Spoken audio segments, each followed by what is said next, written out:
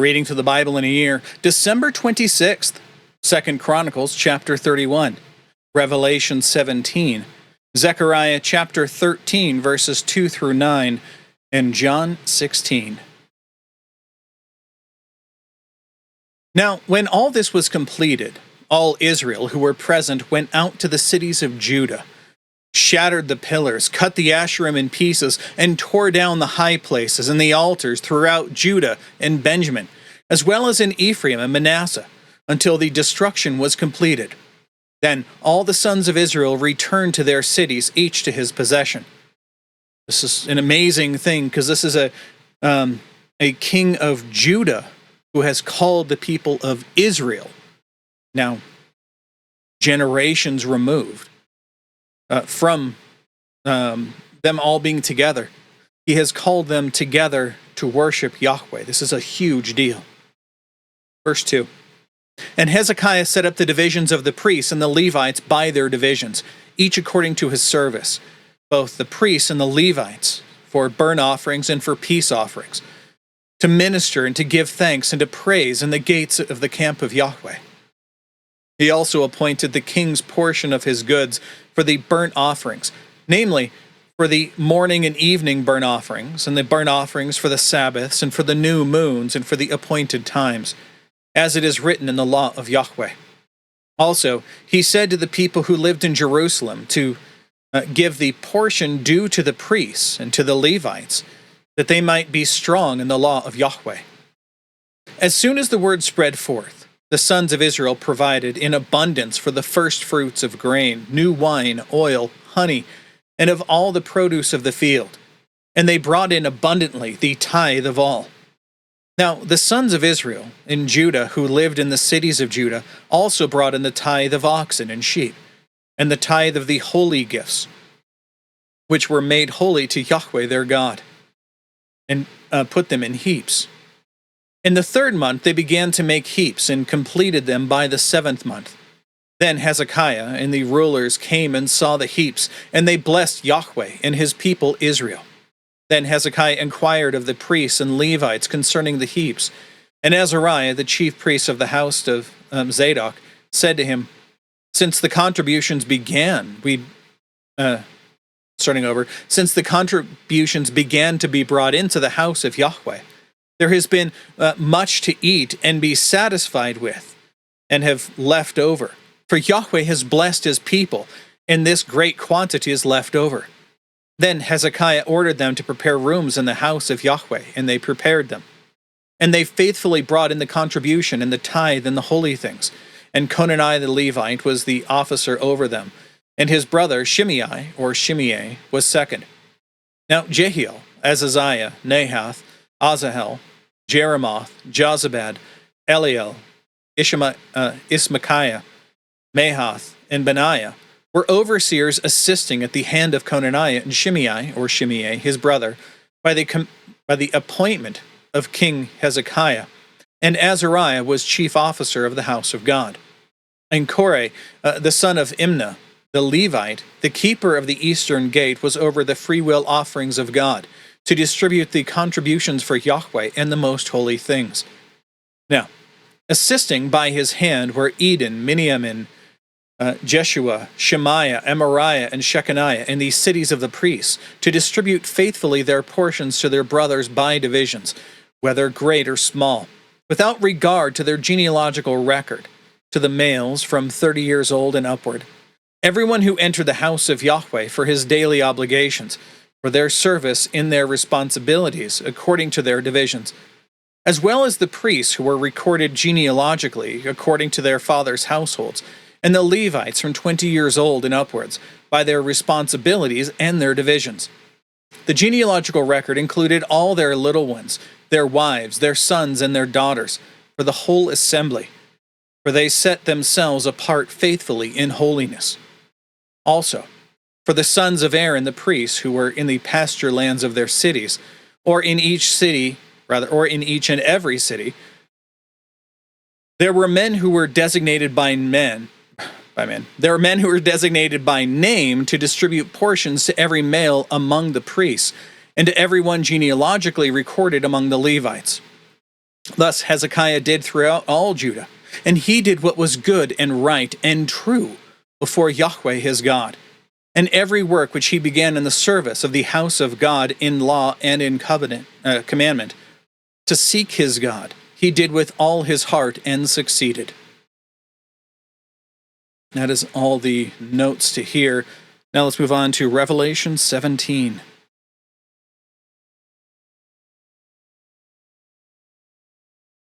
Then one of the 7 angels who have the 7 bowls came and spoke with me, saying, Come here, I will show you what the judgment of the great harlot who sits on many waters, with whom the kings of the earth committed sexual immorality, and those who dwell on the earth were made drunk with the wine of her sexual immorality. Again, questions, concerns, please read all the notes. And he carried me away in the spirit into a wilderness. Then I saw a woman sitting on a scarlet beast, full of blasphemous names, having 7 heads and 10 horns. And the woman was clothed in purple and scarlet, and adorned with gold and precious stones and pearls, having in her hand a golden cup full of abominations, and of the unclean things of her sexual immorality. And on her forehead a name was written, a mystery, Babylon the Great, the mother of harlots and of the abominations of the earth. Then I saw the woman drunk with the blood of the saints, and with the blood of the witnesses of Jesus. When I saw her, I wondered greatly. And the angel said to me, Why do you wonder? I will tell you the mystery of the woman and of the beast that carries her, which has these 7 heads and 10 horns.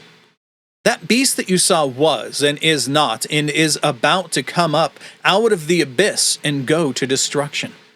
And those who dwell on the earth, those whose name has not been found, whose name has not been written in the book of life from the foundation of the world, will wonder when they see the beast, that he was and is not and will come. Here is the mind which has wisdom. The 7 heads are 7 mountains upon which the woman sits. And they are 7 kings. 5 have fallen, 1 is, and the other has not yet come. When he comes, he must remain a little while. And the beast, which was and is not, is himself also an 8th, and is one of the 7, and he goes to destruction. And the 10 horns which you saw are 10 kings who have not yet received a kingdom, but they receive authority as kings with the beast for 1 hour. These have one purpose, and they give their power and authority to the beast. These will wage war against the Lamb, and the Lamb will overcome them, because he is Lord of lords and King of kings, and those who are with him are the called and elect and faithful. And he said to me, The waters which you saw where the harlot sits are peoples and crowds and nations and tongues. And the 10 horns which you saw and the beast, these will hate the harlot, and will lay waste to her, and make her naked, and will eat her flesh, and will burn her up with fire. For God gave it into their hearts to do his purpose, both by doing their own common purpose, and by giving their kingdom to the beast, until the words of God will be finished. And the woman whom you saw is the great city, which has a kingdom over the kings of the earth. And that is all the notes to here. Now Zechariah 13, verses 2 through 9.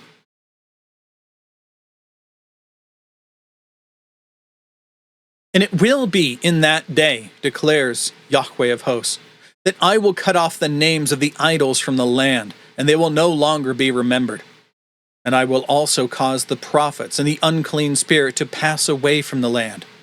And it will be that if anyone still prophesies, then his father and mother who gave birth to him will say to him, You shall not live, for you have spoken falsely in the name of Yahweh. And his father and mother who gave birth to him will pierce him through when he prophesies. And it will be in that day that the prophets will each be ashamed of his vision when he prophesies. And they will not put on the hairy mantle in order to deceive, but he will say, I am not a prophet. I am the cultivator of the ground, for a man sold me as a slave in my youth. And one will say to him, what are these wounds stuck here between your arms? And he will say, those with which I was struck in the house of my friends. Awake, O sword, against my shepherd, and against the man, my associate, declares Yahweh of hosts. Strike the shepherd, that the sheep may be scattered, and I will turn my hand and seize the little ones. And it will be in all the land, declares Yahweh, that 2 parts in it will be cut off and breathe their last, but the third will be left in it. And I will bring the third part through the fire. I refine them as silver is refined, and test them as gold is tested. And they will call on my name, and I will answer them. And I will say, they are my people.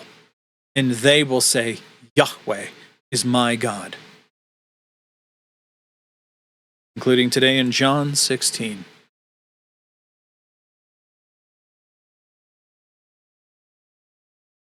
Jesus continues, these things I have spoken to you, so that you may be kept from stumbling. They will put you out of the synagogue, but an hour is coming for everyone who kills you to think that he is offering service to God. These things they will do because they did not know the Father or me. But these things I have spoken to you, so that when their hour comes, you may remember that I told you of them. These things I did not say to you at the beginning because I was with you. But now I am going to him who sent me. And none of you asks me, where are you going? But because I have said these things to you, sorrow has filled your heart. But I tell you the truth. It is to your advantage that I go away. For if I do not go away, the advocate, the Holy Spirit, will not come to you. But if I go, I will send him to you. And he, when he comes, will convict the world concerning sin and righteousness and judgment. Concerning sin, because they do not believe in me. Concerning righteousness, because I go to the Father and you no longer see me. And concerning judgment, because the ruler of this world has been judged. I still have many more things to say to you, but you cannot bear them now. But when he, the Spirit of truth, comes, he will guide you into all the truth.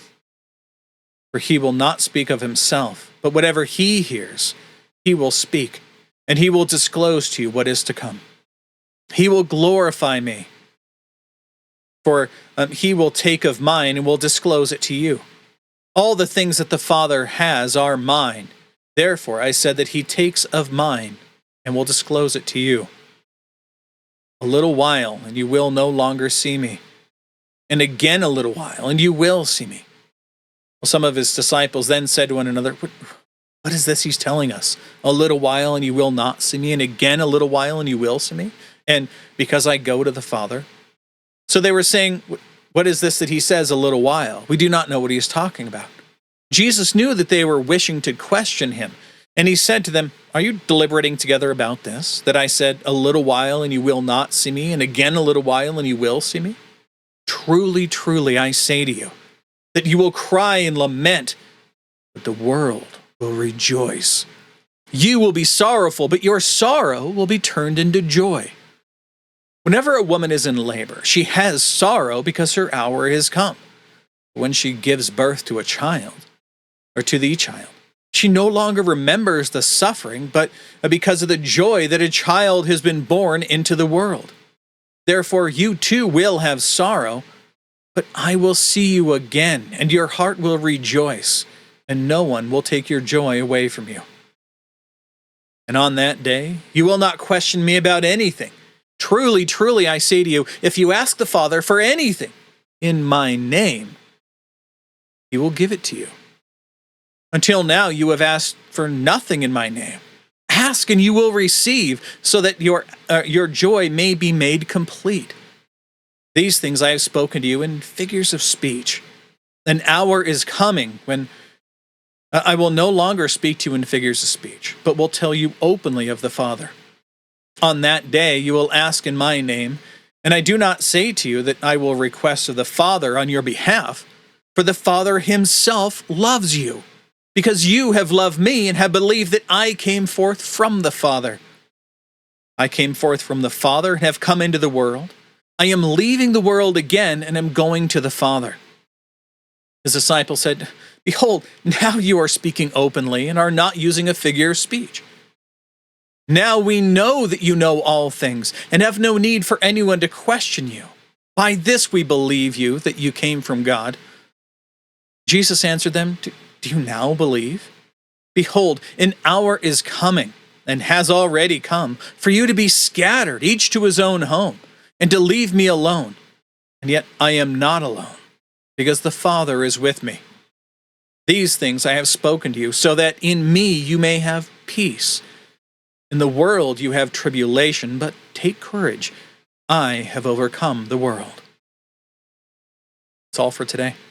That's all the reading and all the notes. God willing, we'll be back tomorrow. Behold, the word of the Lord.